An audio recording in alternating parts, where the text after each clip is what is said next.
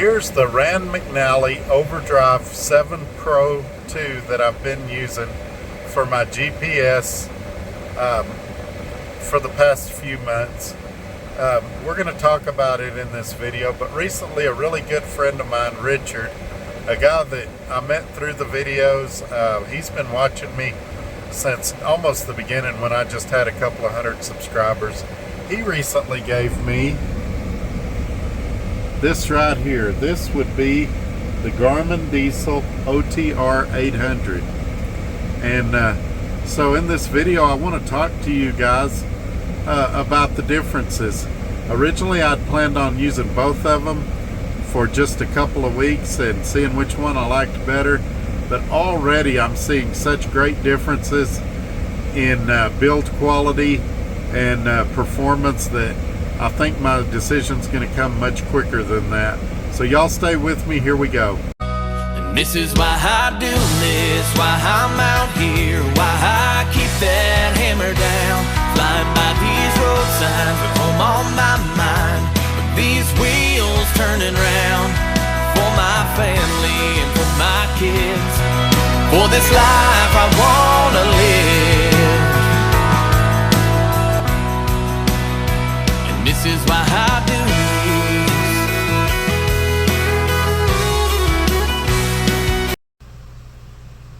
Good afternoon, Trucker Todd here, and time for another video. Alright folks, I hinted at it at the last video and now we're going to finally talk about it. As you know, my good friend Richard, a longtime viewer, one of my originals, he started back when I had like 200 or 300 viewers, gave me a Garmin Dezl 800. I believe now there's an 810 out, and so I thought it'd be a great time to do a comparison against the McNally Overdryve 7 Pro 2 that I've currently been using for probably about a year now or so. I liked it, but we're going to compare it against this Garmin Dezl 800, and I'm going to tell you what I liked and didn't like about both of them, and what I ended up making my final decision to use as my full-time GPS. I'll tell you though, it didn't take long for me to get to that decision. I was going to use them both for about a week and see how it went, and I lasted halfway through a trip, about 300 or 400 miles in. The decision was clear, it was easy, and I'm going to discuss that with you in this video. But before I do, let's discuss the other important things. You guys give me a thumbs up, share this video on your social media platforms. Look down in the description below for a lot of other great information. You guys know I love it here at Swift. Michelle's information's down there. Contact her to find out about driving opportunities in your area. If you're interested in company driver positions, she can refer you to a good recruiter that'll help you with that as well. But without any further ado, alrighty, we're back. So let's talk about this McNally first.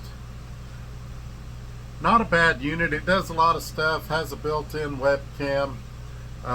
It has a big dock that plugs into it, which is actually part of the problem that gives you satellite radio, things like that. I never used the satellite radio because all of the head units in the trucks I had already had satellite radio. The dash cam was quirky.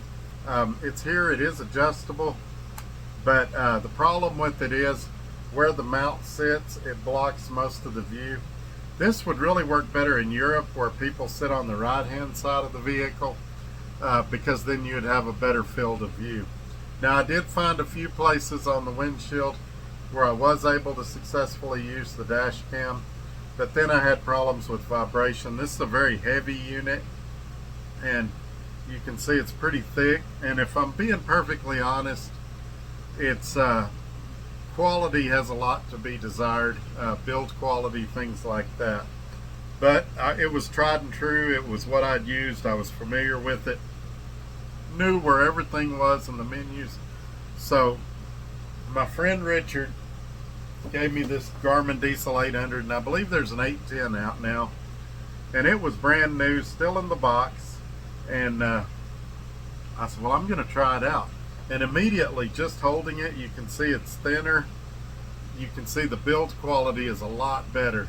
Some things I don't like about it, the power button's over here, but the volume buttons, if you can see them, are right here, and they're not actual physical buttons. They're just little rubber press-ins.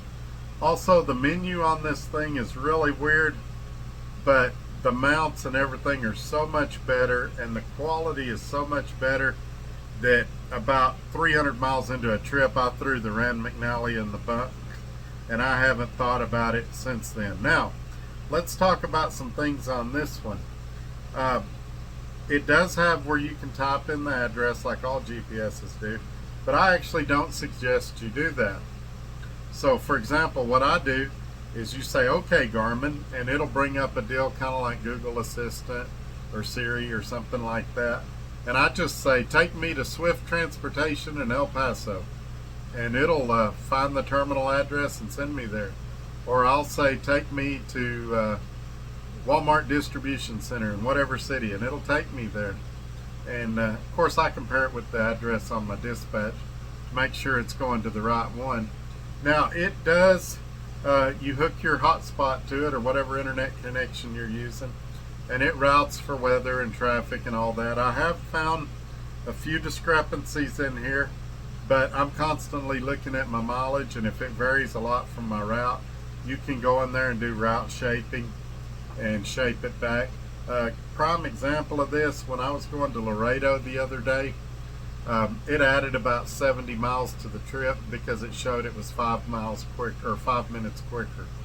So obviously I'd rather go 70 miles shorter and save the 5 minutes, but it was going purely quickest.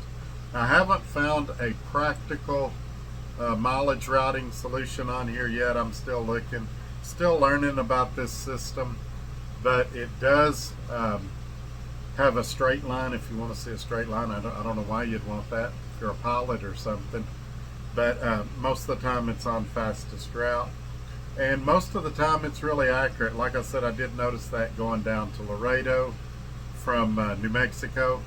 Wasn't a big deal. I went in there and corrected it. I'm still running 2 other GPSs simultaneously. This one's kind of the first opinion, and then I've got a trucker app on my phone that's second opinion, and then the Zonar has a terrible GPS on it that I use as a last resort.